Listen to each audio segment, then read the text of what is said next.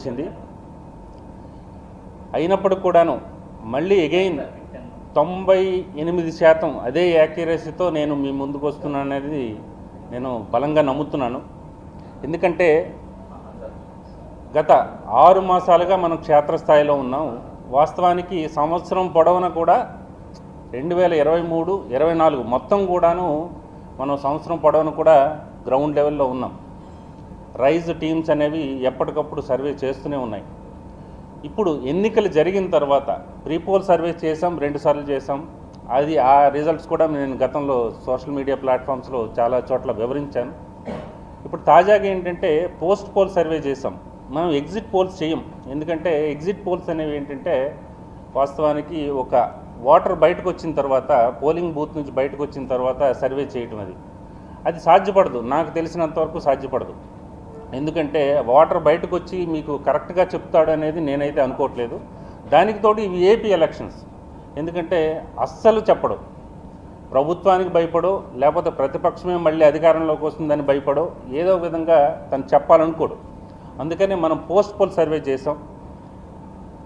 Pre poll సర్వేలో sample size ఎక్కువ తీసుకున్నాం. అంటే దాదాపు 3,80,000 వరకు శాంపిల్స్ తీసుకున్నాం. ఇది మాత్రం తగ్గింది. పోస్ట్ పోల్ సర్వేలో మనకు సమయాభావం ఉండటం వల్ల పోస్ట్ పోల్ సర్వేలో ఇది శాంపిల్ సైజ్ తగ్గింది. ప్రతి నియోజకవర్గానికి ఒక 800 నుంచి 1000 వరకే శాంపిల్స్ తీసుకున్నాం. తీసుకొని గత 2 రోజుల క్రితం మన పోస్ట్ పోల్ సర్వే అనేది కంప్లీట్ అయింది. పోస్ట్ పోల్ సర్వేలో ముఖ్యంగా ఎన్నికల సరళిని, పోలింగ్ సరళిని గమనిస్తే భారీగా పోలింగ్ జరిగింది. ఈ భారీగా పోలింగ్ జరిగింది ఏ పార్టీ వైపు మొగ్గు చూపుతుంది అనేది చాలామంది చాలాసార్లు చాలా సందర్భాల్లో అడిగారు. కాకపోతే ఏంటంటే పోలింగ్ శాతం పెరిగితే ఖచ్చితంగా పలానా పార్టీకో, ప్రతిపక్షానికో లేకపోతే అధికార పార్టీకో అది మొగ్గు చూపుతుందనో లేకపోతే అనుకూలంగా ఫలితాలు వస్తాయనేది ఎక్కడా లేదు. ఎందుకంటే మీరు గత ఎన్నికలు తీసుకోండి, దేశవ్యాప్తంగా చాలా ఎన్నికలు తీసుకుంటే పోలింగ్ శాతం పెరిగినప్పటికీ మళ్ళీ అదే ప్రభుత్వం రిటైన్ అయిన సందర్భాలు చాలా ఉన్నాయి.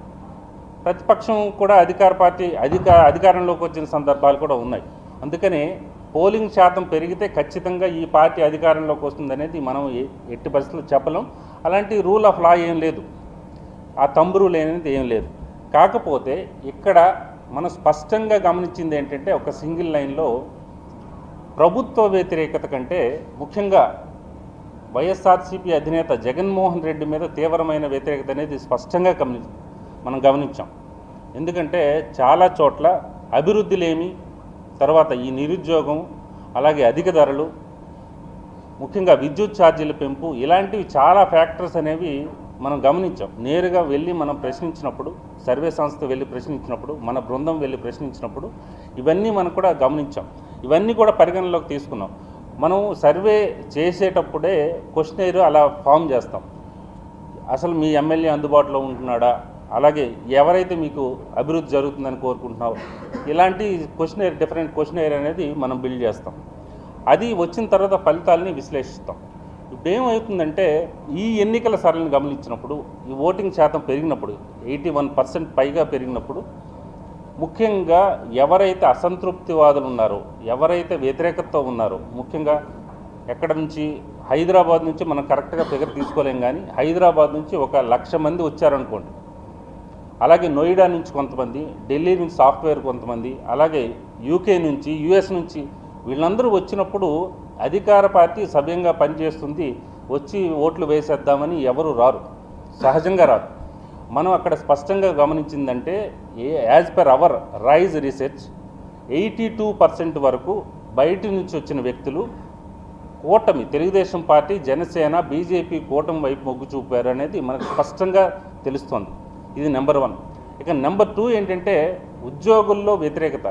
ఉద్యోగుల్లో వాళ్ళకి ఆత్మాభిమానం, అంటే ఉద్యోగుల వ్యతిరేకత ఏంటంటే వాళ్ళకి నెలవారీ జీతాలు ఇవ్వట్లేదనో, అదర్వైజ్ వాళ్ళ పెన్షన్లు, సిపిఎస్, ఈ స్కీములు వాటి గురించి కంటే కూడా ఎక్కువ వాళ్ళ ఆత్మాభిమానం, ఆత్మగౌరవం దెబ్బతింది అనేది స్పష్టంగా గమనించాం. మనం చాలా క్వశ్చనైర్లో కూడా అదే ప్రస్ఫుటమైంది.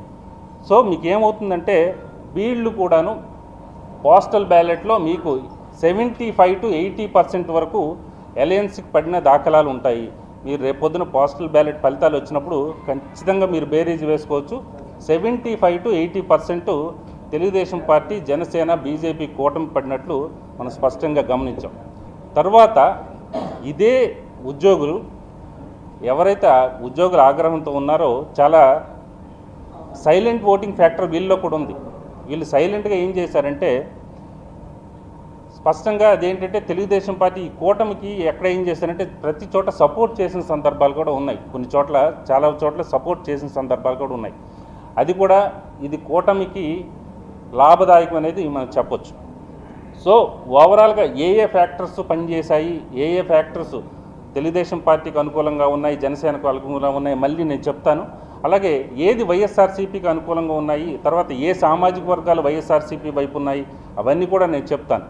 ఓవరాల్గా రిజల్ట్ అనేది ఒక సింగిల్ లైన్లో చెప్పాలంటే మీకు సింపుల్గా ఏంటంటే రిజల్ట్ చెప్పాలంటే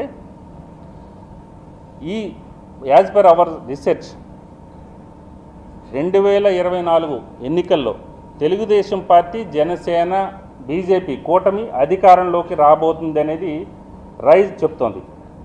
ఖచ్చితంగా ఇదే జరుగుతుంది, దాంట్లో ఏమాత్రం తేడా లేదు. As per our post poll survey కూటమికి 113 నుంచి 122 సీట్లు దక్కే అవకాశం ఉంటుంది. వైఎస్ఆర్సీపీ 48 నుంచి 60 సీట్లు దక్కే అవకాశం ఉంటుంది. ఇతరులు అంటే కాంగ్రెస్ లాంటి పార్టీలు 0 నుంచి 1 సీటు వచ్చే అవకాశం అయితే ఉంటుంది. ఇది కేవలం కూటమి అంటే మళ్ళీ ఒకసారి రిపీట్ చేస్తున్నాను, కూటమికి 113 నుంచి 122 వరకు వచ్చే అవకాశం ఉంది. వైఎస్ఆర్సీపీకి 48 నుంచి 60 వచ్చే అవకాశం ఉంటుంది. కాంగ్రెస్ లాంటి పార్టీలకి ఒకటి వచ్చే అవకాశం ఉంటుంది, అది కూడా రాకపోవచ్చు. తర్వాత పార్టీ వైజ్ చెప్పాలంటే వైఎస్ఆర్సీపీకి ఇప్పుడే చెప్పాను నేను 48 నుంచి 60 సీట్లు వచ్చే అవకాశం ఉంది.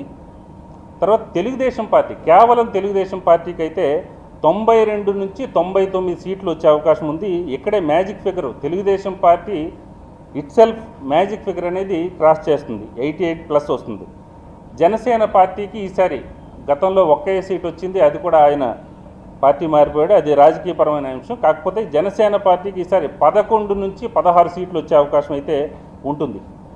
ఇక బీజేపీకి ఇప్పుడే చెప్పాను 0 నుంచి 3, 1 రాకపోవచ్చు, వస్తే 3 వరకు రావచ్చు, 1, 2లో కూడా ఇదవచ్చు. ఇక పార్లమెంట్ సెగ్మెంట్ వైజ్ తీసుకుంటే శ్రీకాకుళం పార్లమెంట్ విషయానికి వచ్చేసరికి వైఎస్ఆర్సీపీకి 3, కూటమికి 4. విజయనగరం పార్లమెంట్లో వైఎస్ఆర్సీపీకి 3, కూటమికి అగైన్ 4. అరకు అది రివర్స్ అయింది. అరకులో అయితే మాత్రం 6